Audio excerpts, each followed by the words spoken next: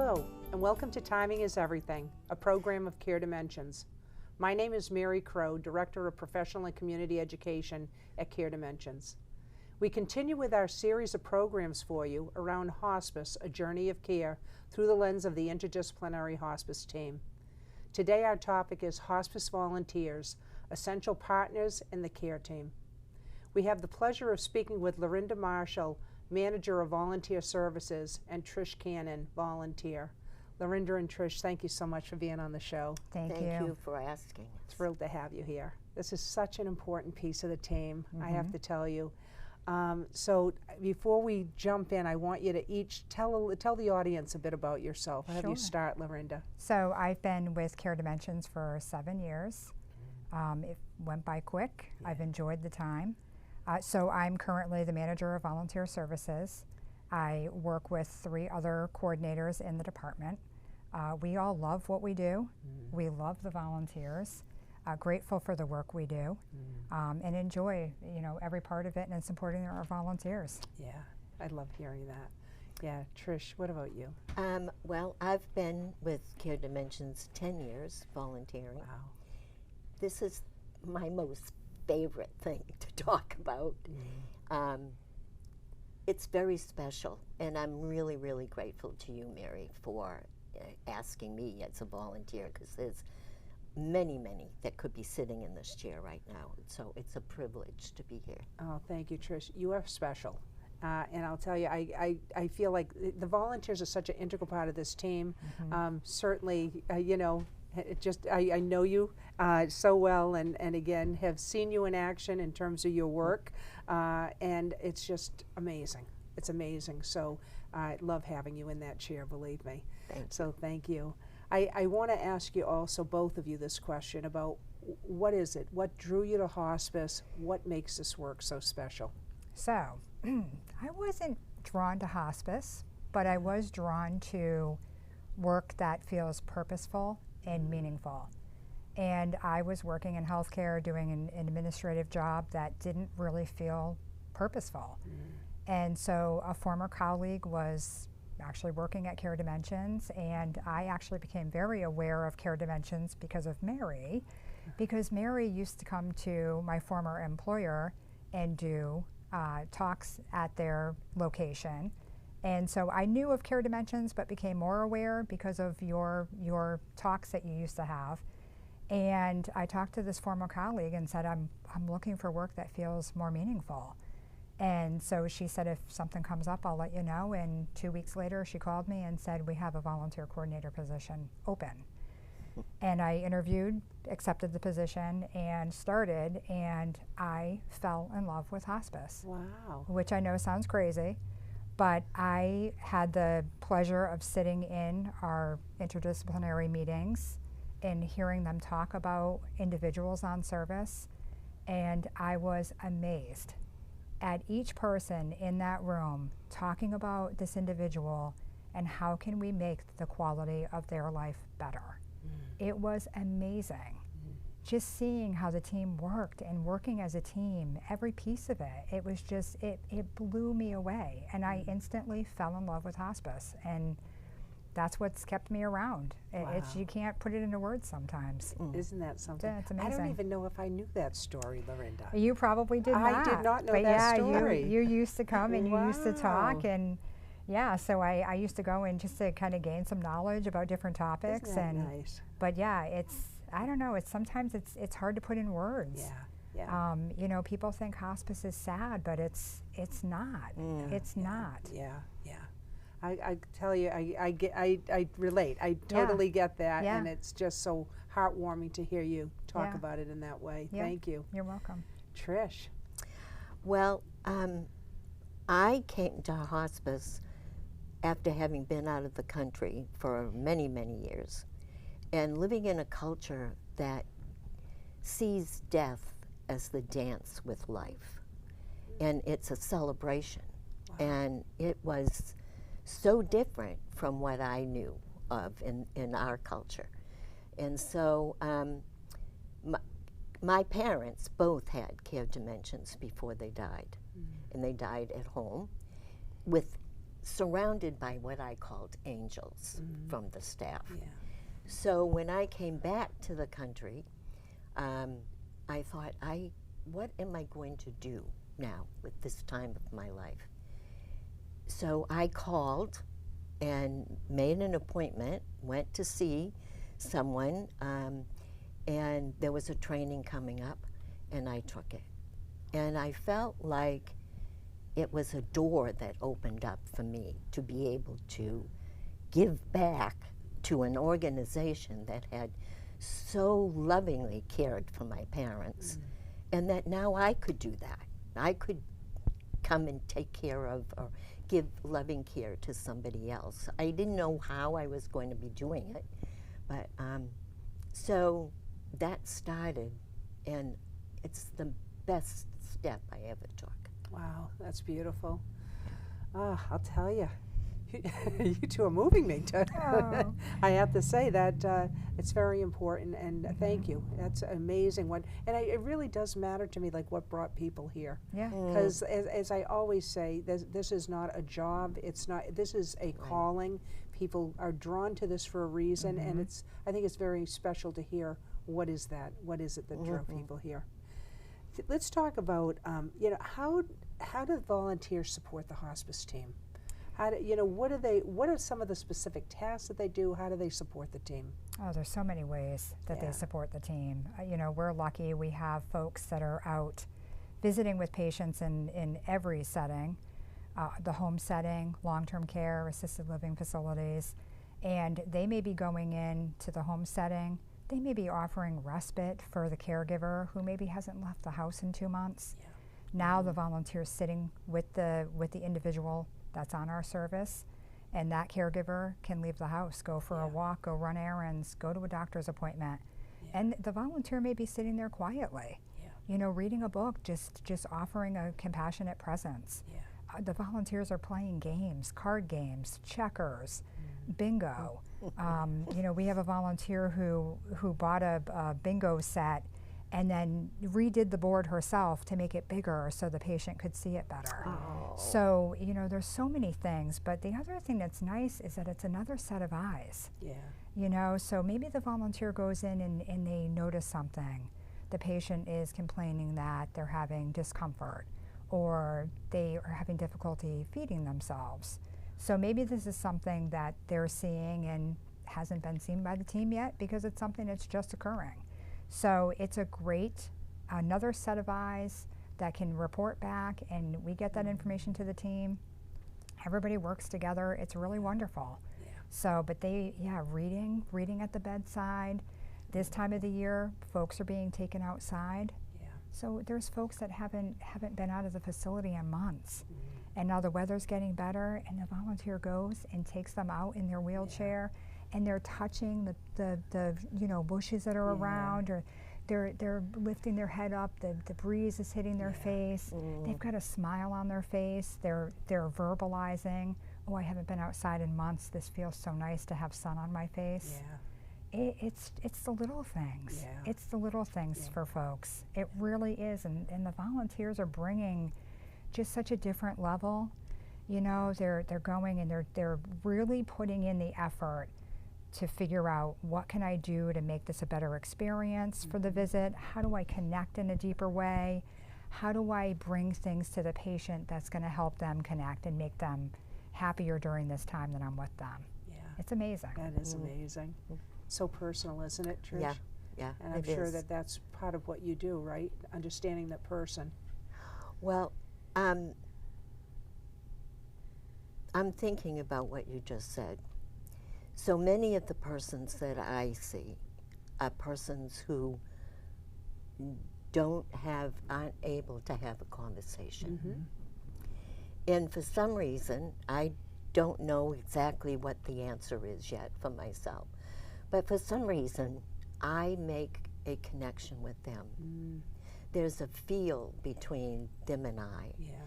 And so instead of having conversations or doing some kind of activity with the person, a lot of my time is spent with them, listening to their language stepping into their language, their place where they are, and watching their face light up as they talk to me. I don't know what they're saying. I really don't care what they're saying, because I know that they're there and I'm there with them, totally and completely with them. Yeah, it's all about the presence, isn't it? Very much so. Yeah. I think that we really minimize, we underestimate the power of this, about presence for people, how significant it is to be there. And it's not easy. It's not easy to be present with somebody, fully present, because we think we have to fill the airway with words. We think that communication is only this verbal exchange, which what you're describing, Trish, is very much the opposite. It's not that, right? The majority of communication is nonverbal. And then you're really reaching, it's something I think so much deeper than that, when you're able to be truly comfortably present.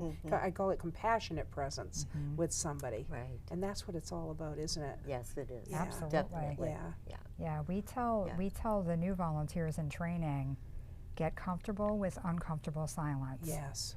I always say that if I walk into a room and I see someone that I've seen before and they smile and can't say a word to me, that means more to any words they could ever say. Absolutely. I mean, they recognize you and they smile. Yes. They're happy to see you. Yeah. They're happy to see you. Yeah. And it doesn't, there's no words, but you know, that body language, the facial expression, it's amazing. Yeah. The connections being made. Yeah. Yes, it is. You're communicating. It's just the words aren't necessary, like you say. Definitely. Yeah. That's wonderful. Yeah.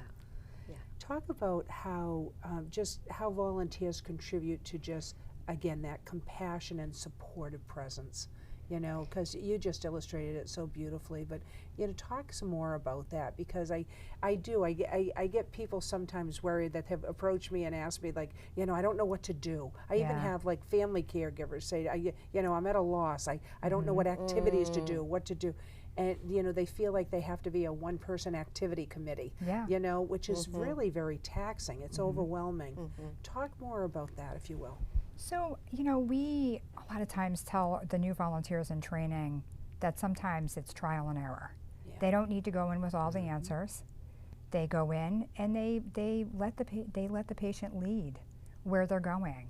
You know, like Trish said, you step into their reality.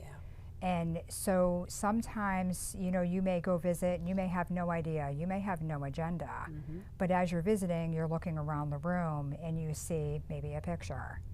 And so that starts off the topic of, you know, giving them that space to talk about their life and reminiscing. And sometimes patients will remember something that they hadn't remembered in years.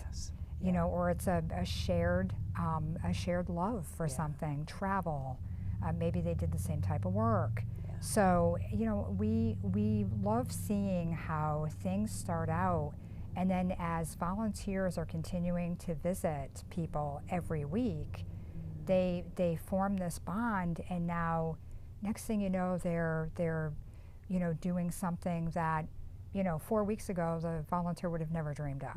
So they get creative, and it's opening up these memories for people. You know, some of these folks don't have a lot of visitors. They don't have a lot of stimulation. So now, you know, folks are getting creative and going in, it maybe with coloring books and you know, in pencils, or you know, bringing in a magazine, a golf magazine that you knew this person loved to golf. And it's something like that can spark, you know, but at other times it's sitting quietly and it's holding their hand. You know, I had a volunteer call me a couple weeks ago and said, I don't know if I'm making a difference. And I said, well, tell me about a recent visit. What did you do? And she said, well, we sat quietly. And she said, but then toward the end of the visit, I looked over at my lady, and she looked at me and she smiled and she reached her hand out to me. And I said, you know, you just answered the question. You're making a difference. Oh, absolutely. There may not be words, but if someone is extending their hand to you, They trust you. Yeah. They feel good around you. And they want, that touch becomes so important. Yeah, definitely. Especially for someone who maybe doesn't get a lot of visitors Yes. and is feeling lonely. Yeah. That alone, that one thing is a huge piece of communication. Absolutely. So but the volunteers are so great about stepping outside of the nerves and saying, what can I do? Am I doing this right? They just get so comfortable with it and so good at it. Yeah. The talents that these folks bring is just truly amazing. Yeah. It really I agree. is. Trish, what do you value most about being a hospice volunteer?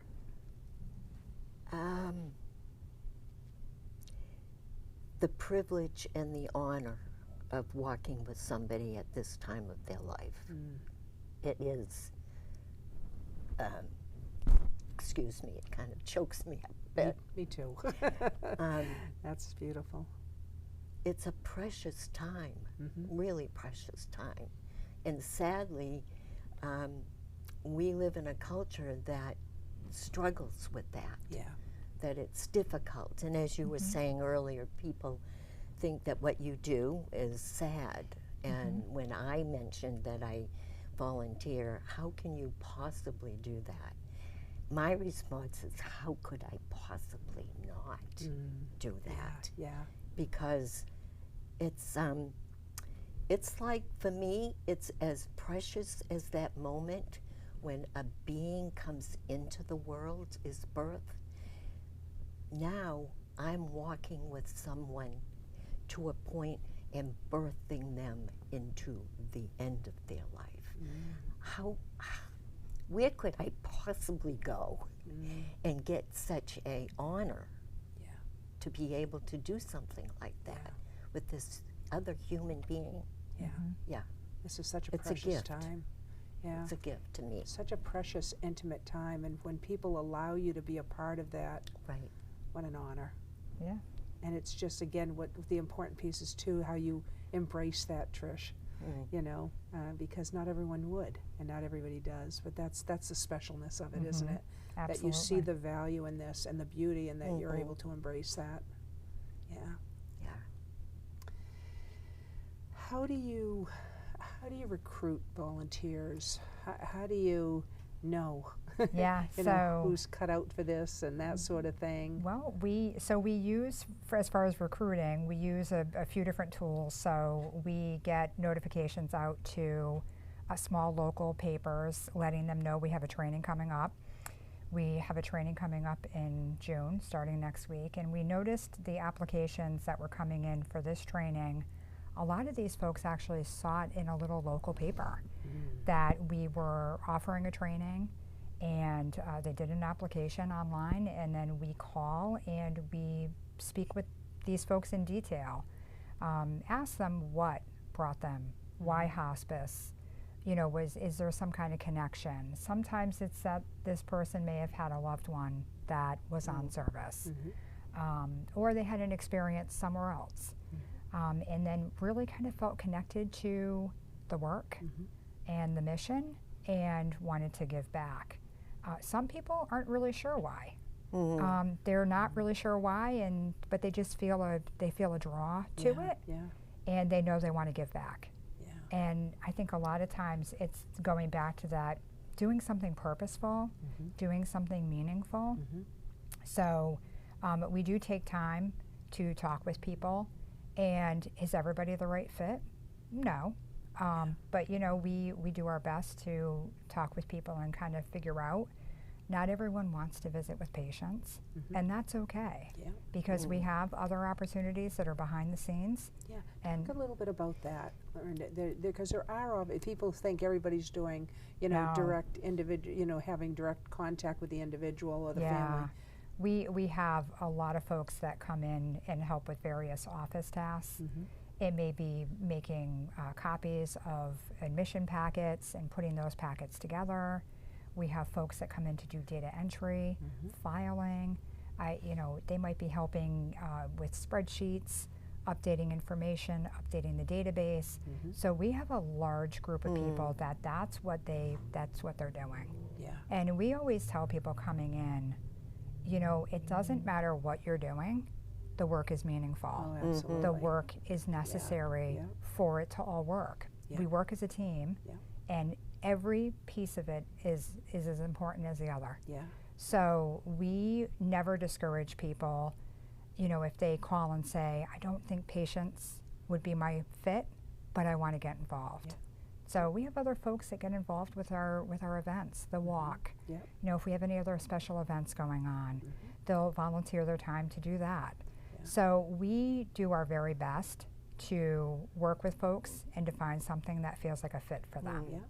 And when they are doing visits with the individual, they can do visits. There's also people sit vigil. Maybe you could explain that a bit. So we do. We have volunteers that have taken a bit of an additional training and what it's like to sit with someone at end of life. So we frequently will see this if we have someone who is on service that maybe the family's not local, or maybe they have one family member, and that one family member is really kind of at, you know, a tricky time where they're feeling like, I don't want to leave this person alone, but I need a break. And that's when we have volunteers go, and they sit bedside, and they might be sitting quietly. They might be doing a little light reading. There might be a little bit of light music playing, whatever it is. But again, it's a set of eyes on this person who, are they starting to have a little bit of distress? Now the volunteer can let the staff know in the facility. Typically vigils are taking place in the facility, so they can alert the staff and say, ooh, breathing's changing, you know, moaning, things are happening that seem like maybe the person needs a little attention. But it's amazing how many folks we have that feel privileged, like Trish said, and honored to be with someone at the end. So, and it's nice for the family. So we had a gentleman who the niece was his only family member. She's in North Carolina, and his decline came quickly. And I spoke with her because the nurse let me know that they were interested in having volunteers sit with him. And I spoke with her, and she said, I feel guilty, I can't be there. And I said, well, that's okay, because we're going to have volunteers sit with him so he's not alone. Yeah. And she felt very comforted by that. Yeah. And I think it's just another piece of the support. Yeah. You know, it's just another thing that we can add on for that support that that the family's feeling. Oh, absolutely. Trish, what would you want to say to people that might be considering or think that, you know, this might be a good idea to do some volunteer work? What information or? Well, you know, as you said, Lorinda, it's meaningful, and I think lots of people want to do something. In fact, I mean, there's workshops you can go to so that you can find your purpose or meaning in your life. And so I would say this would be the place to come. It really would, because you're also a part of an incredible organization. It's from, and Miss Lorinda here is a star as far as I'm concerned. And so you're a part of a whole group of people. You're not by yourself. There's always somebody that you can speak with. And it's a place where you can come. And I think really what I want people to know is that it is not just going to be about the person or what the task is that you're doing. It's also going to be about you. You are going to grow in ways that you couldn't possibly imagine. You are going to be giving a gift to you as well as the person or the staff people that you're working with. And it's the best that you could have for yourself. I think that some people think that, and because I've had volunteers, and I'm fortunate that I have other volunteers who assist me with other tasks in my role, and I have had them thank me and I have been shocked because I really feel like I thank them all the time. But what they've talked to me about is just what you're saying, Trish, is that it's a mutually you know, wonderful thing, isn't it? We get as much as we give from it. Exactly. And I think sometimes people think, you know, and it's certainly that it's not totally a selfless act, although it certainly is a very generous act in so many ways, but that we do get something from it, and that's a wonderful thing, isn't it? It definitely Yeah. is. Yeah. Knowing you've made a difference in somebody's life, well, there's your $1 million lottery ticket, No isn't kidding. it? Yeah. No kidding. Yeah. It is, Mary. Yeah. Oh, that's great. Yeah. What do you do, how, in terms of training, like what do you do for training in terms of ensuring this is hard work, Yeah. right? And I don't even want to call it work, but this is it's really hard, right? To be with somebody, to do all that. So what do you do for training to make sure that they're prepared? It's a good question, Mary. So we offer a 16-hour training.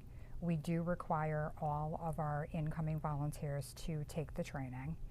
And so we've been holding the training on Zoom for about 4 years now. Yep. We changed from in-person to Zoom during the pandemic. And we decided to keep it on Zoom because we found we're getting people from areas that we normally wouldn't. And you know, we have a service area that we want to be able to offer volunteers to each community that we service.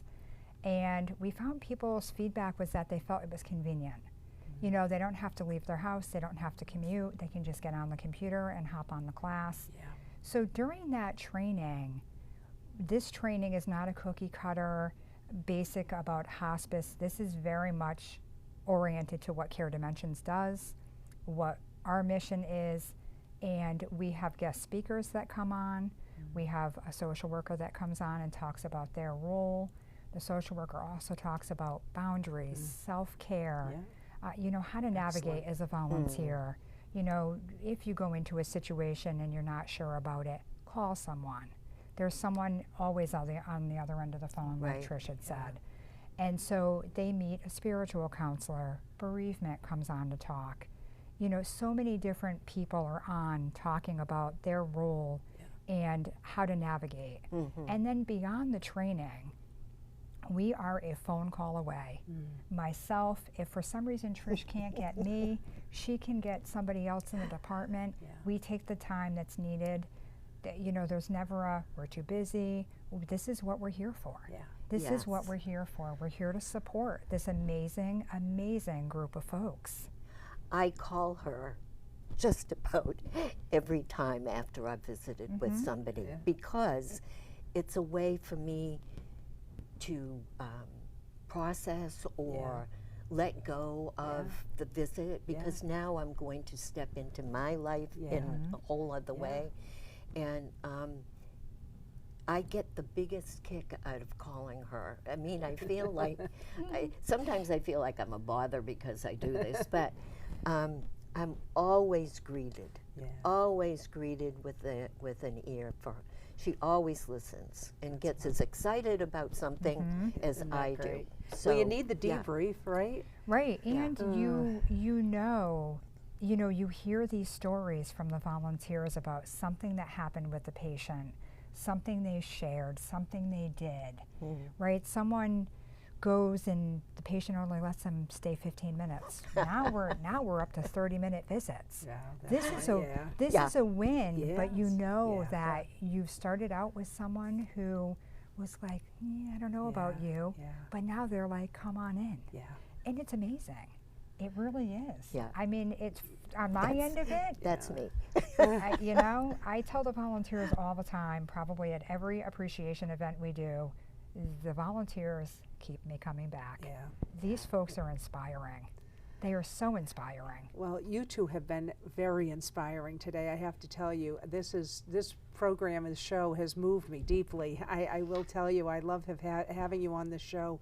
Unfortunately, we're out of time because I could sit here and talk to you for a week. I know. And we could barely Absolutely. scratch the surface, but I can't tell you how grateful I am for the two of you coming on and just speaking so compassionately and eloquently, and it's so evident what this means to you. Thank you from the bottom of my heart for being on this program today, and again for sharing this with the audience. I want to thank everybody for tuning into this program, and I hope you got out of it as much as I did, and I look forward to you tuning into other programs.